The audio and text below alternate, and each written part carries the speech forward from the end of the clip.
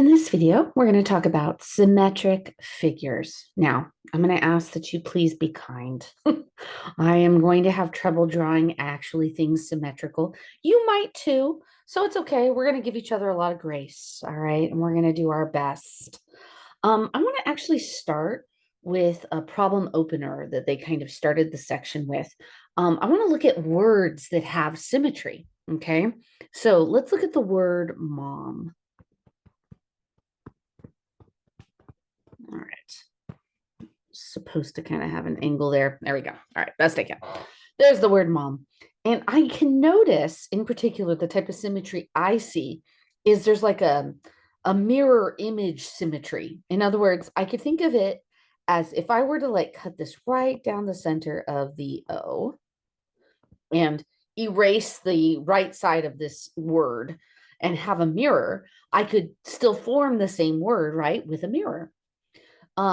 So we call this mirror image symmetry. And in this particular one, I'm thinking of it as a vertical mirror. What about a horizontal mirror? Like what type of word can you form that would have a horizontal mirror image? Okay, so kind of take a second, think about letters that would work for that. I thought of the letter D and the letter E. So I created the word deed. And if I were to, again, pretending it was perfectly symmetrical, I could have horizontal symmetry on that word deed. Okay, so I'm actually going to do a first here. I'm going to give you the opportunity to earn some bonus points. That's right, bonus points. You can earn up to 4 bonus points, 4 points for your midterm. And here's how you can earn it. I want you to come up with 2 different words that display vertical and horizontal symmetry. Vertical and horizontal mirror image symmetry. And send that to me. You could just do via email or you could use the messaging on Canvas. Okay. Send via email before the quiz that includes section 10.4. Okay. So before the time that quiz is due, send me these 2 words and you can earn 4 bonus points on your midterm. All right. So there's a formal name for the mirror image symmetry. We call that reflective symmetry. All right. So they actually give a decent definition of this with some kind of vocabulary words to use. So a figure has reflective symmetry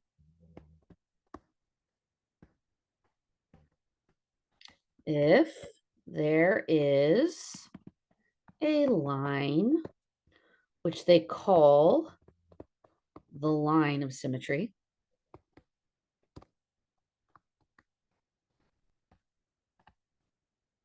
okay, that is, or that the figure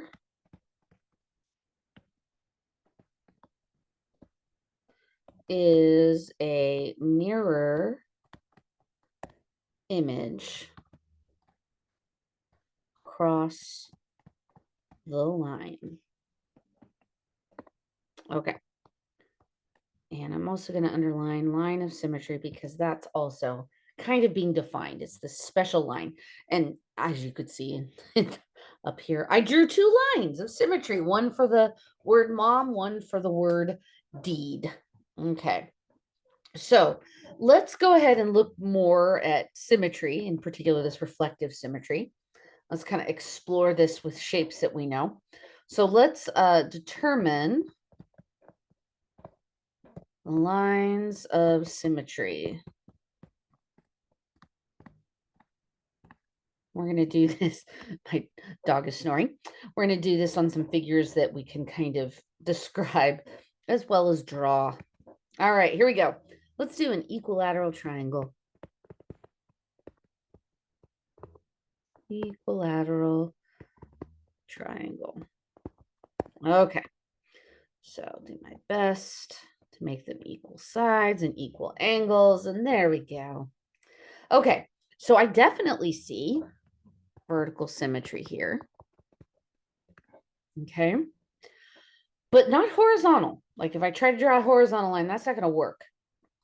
Okay, so if I draw it this way, that's not gonna cut it. Okay, but I do notice, again, if this had been perfectly drawn, if I go from vertex to the opposite side, that is symmetry as well. And that works the other way too, across the other vertex and other side. So I have 3 lines of symmetry.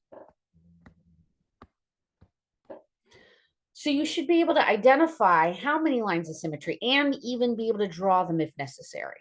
Okay, so that is kind of part of this. Let's look at another figure. Let's do a square. Again, something kind of that we know and feel comfortable with.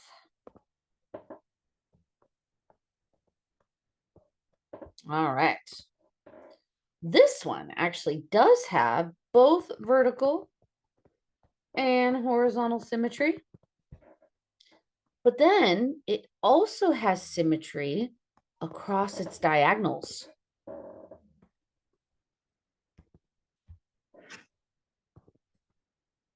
Okay, so there are 4 lines of symmetry.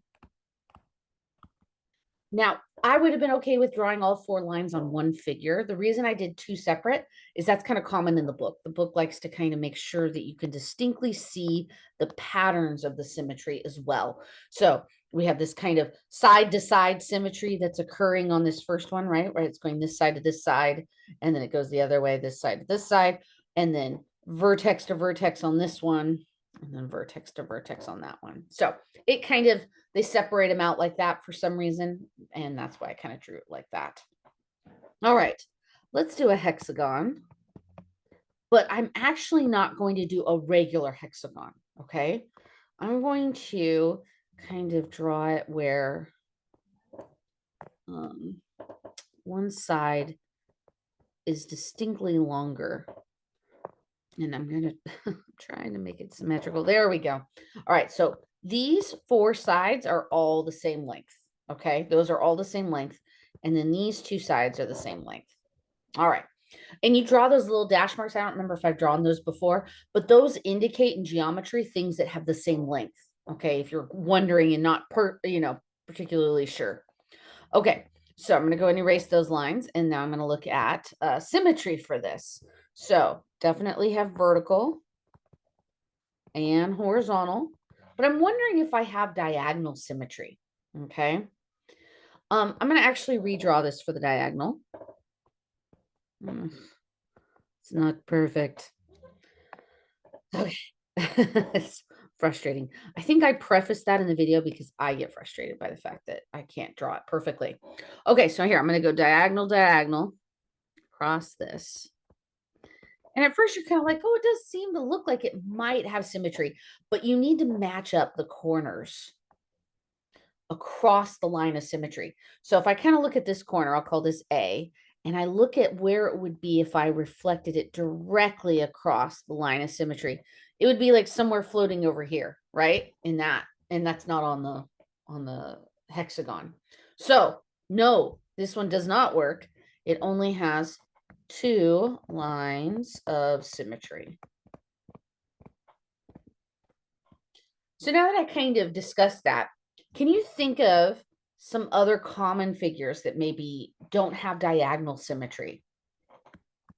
So let's look for figures that don't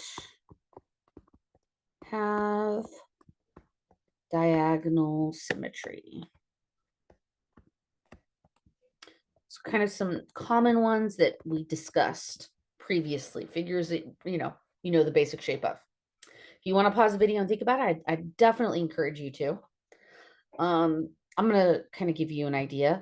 I actually thought of a rectangle pretty readily when I kind of posed that question to myself.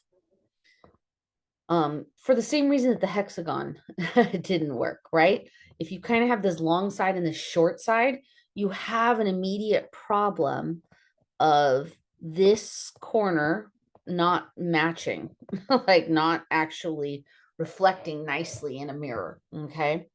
So that would be a problem. A rectangle wouldn't work. Another figure that wouldn't work, a parallelogram. Oops. Parallelogram. There we go.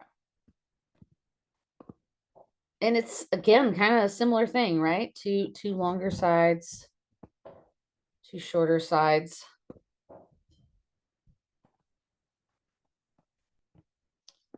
If I look at this point here, not quite. Could they? Yes, if it was a rhombus, it would work. Okay. But a parallelogram, any parallelogram, no, it's not necessarily going to work. All right. So you do have to kind of take that into consideration. Okay. The other type of symmetry I want to look at is rotational symmetry. So we're talking about when we rotate an object. Okay.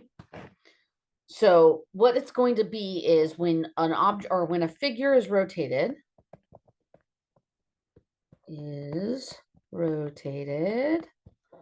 around a center of rotation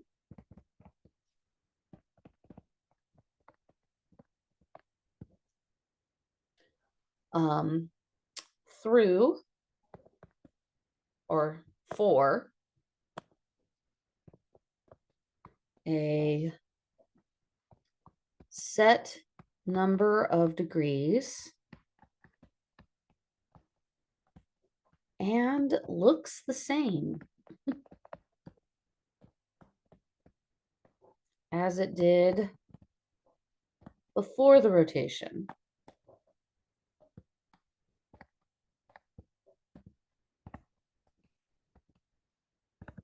Then it has rotational symmetry.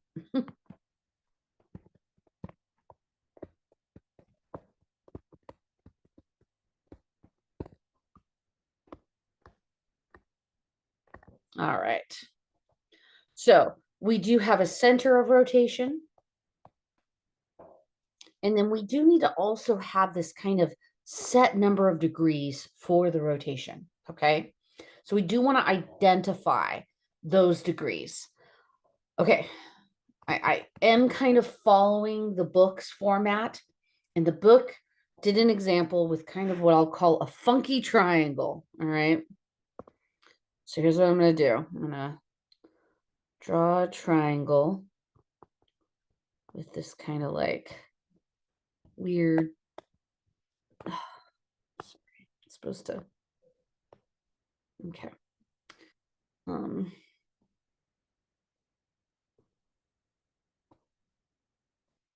And it does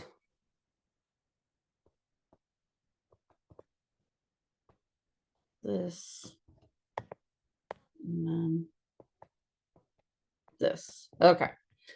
Whew, that was hard work. Okay. The center of rotation would be right there. And what I'm interested in finding is how many degrees it's going to rotate so that it would look the same.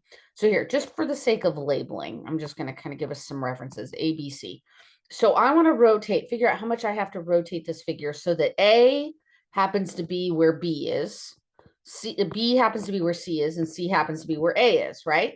That's the rotation I'm after. How many degrees I actually have to physically rotate it. And I find the best way of doing this is to kind of simply draw out the parts that are kind of where it's gonna stop. So I'd be taking that top corner here and I'd be stopping it over here at this corner there. Okay. And I do that over here as well. This would be the other corner. So those places kind of mark where I would stop the rotating.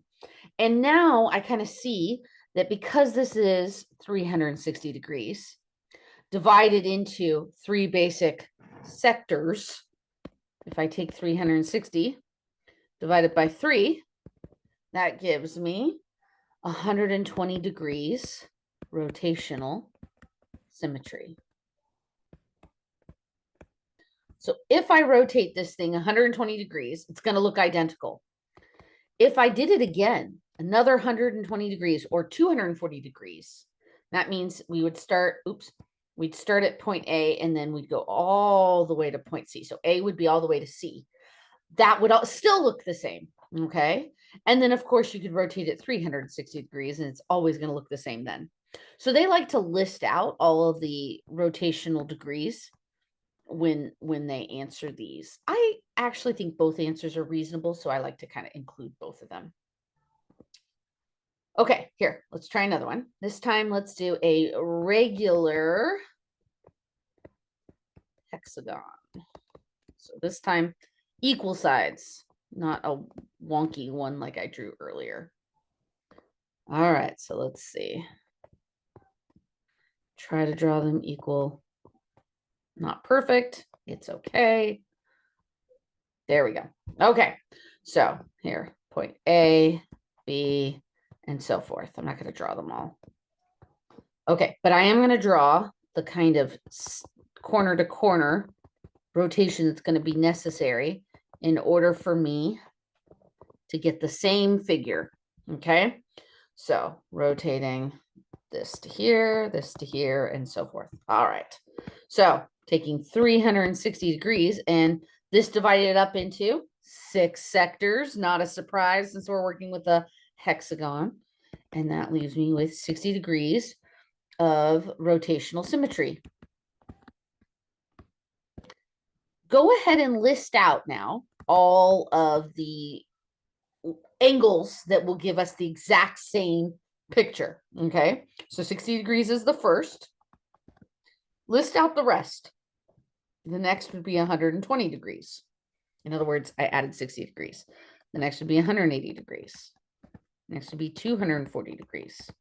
Then 300 degrees. And then last is always going to be 360 degrees. In fact, any figure can be rotated 360 degrees. It's the middle ones that matter, right? All of these that matter to get us the same basic figure. Okay, so why don't you try a heptagon, a regular heptagon. Testing your knowledge of what the word heptagon is.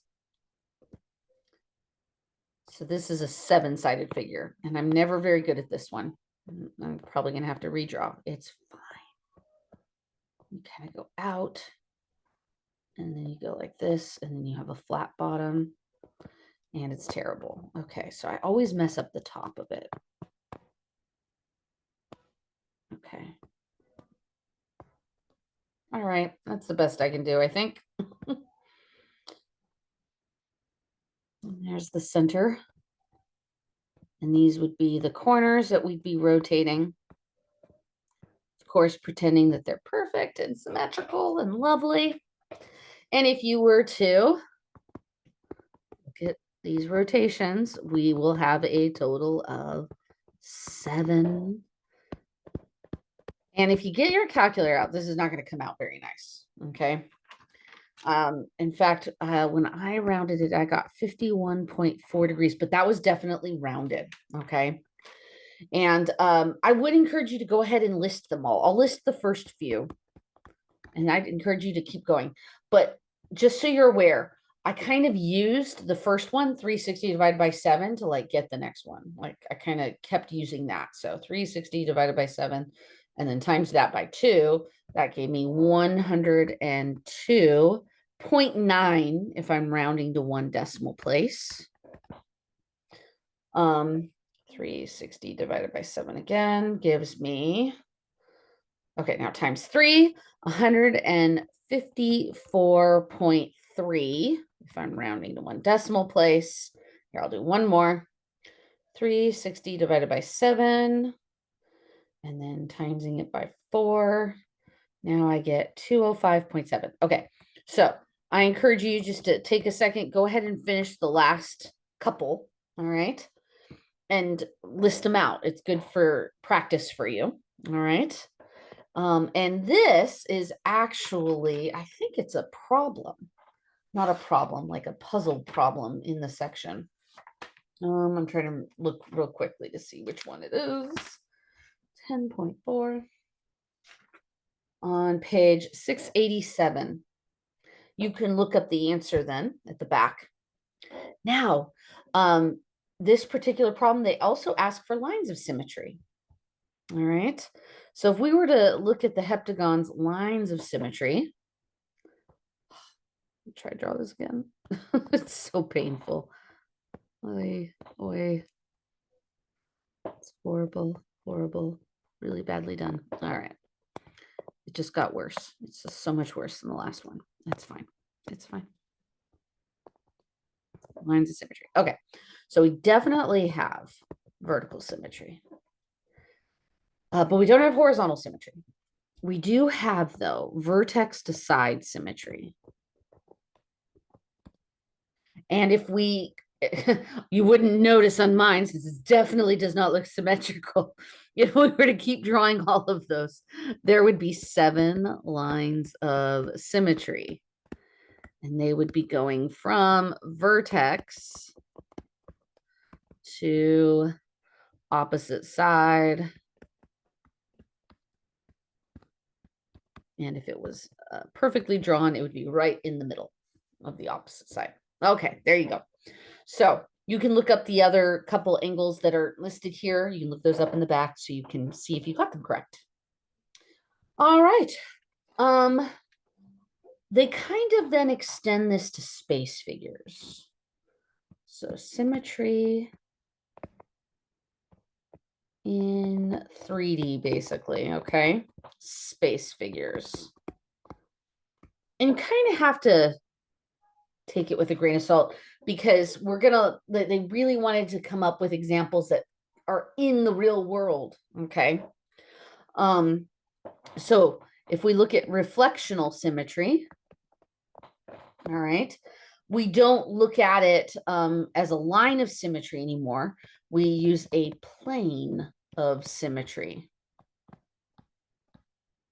Now, a couple of these I might try to draw, and a couple of them I don't know if I can bother. Okay, they just might be too complicated. We'll see. Let's see. Let's try for reflectional symmetry, a chair. I can do a really simplistic chair. Okay, kind of a head-on chair. All right, so there's the back of the chair, and then here's the seat. Oops, wasn't supposed to be that long. Oh, now it doesn't want to let me erase because it's mad at me. There we go. Okay, there's the seat. I'll just kind of give it a little bit of depth, and then a leg that's supposed to be straight. Pretend it's straight. Then some back legs, and there you go. Okay, there's my chair. And we could see that if we were to get like a mirror, a literal mirror, a plane, and cut this chair right down the center, it would have symmetry right down the center. Okay, kind of using the angle to show that there's, it's 3D. All right, but there we go. The chair would have symmetry. Another example might be a lamp. And I wouldn't do a round lamp in this type of an example. Maybe I would think of like a lamp with a square shade of some sort. Ugh. I don't know if this is worth drawing. So there's the top. And then here's the bottom of the lamp. Okay, it could have been worse. It's not that great, but that's okay, right? And you could see that if you cut them on the corners, right, along the corners, that we'd have plane symmetry going those corners to corner, and then of course cutting down the middles.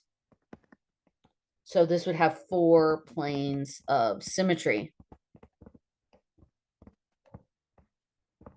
This first one, though, only looks like it has one plane of symmetry. And that's okay. It does have symmetry. Rotational symmetry,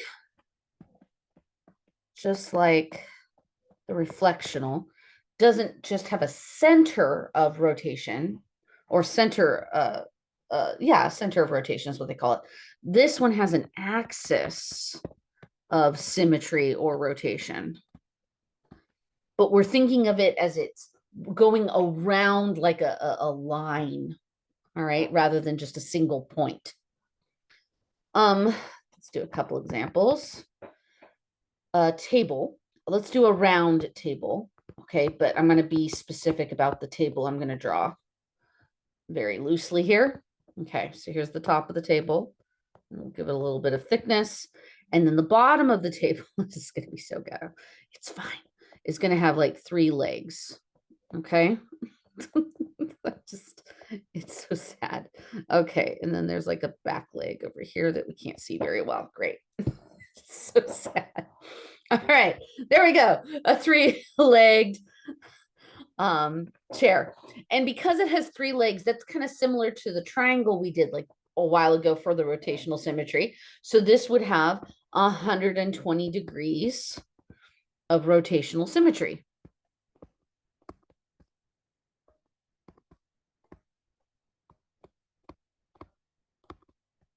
All right, and then we listed those degrees out previously.